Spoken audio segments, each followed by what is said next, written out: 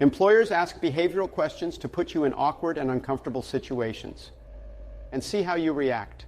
Ambiguities, complexities, difficulties, uncertainties, issues, problems, competing priorities, deadlines, pressure, stress, criticism, bad suggestions, disagreements, complaints, confrontation, aggression, and anger. Ever watched the Oscar-winning movie Everything Everywhere All at Once? Remember the feeling when you start a new project and try to do everything at once? It's intimidating, right?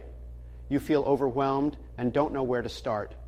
Here's a secret weapon to set you apart from other candidates: breakdown.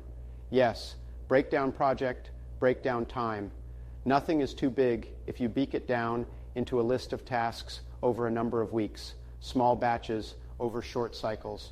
When tasks are smaller, they look more achievable, right? Now you have learned an important tool of agile project management. When a large group spends a long time to build a big thing, it'll likely fail.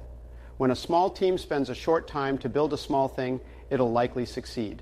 Breakdown is how you overcome panic attack and have a heartbeat and handle those unusual situations in remarkable ways. Woo!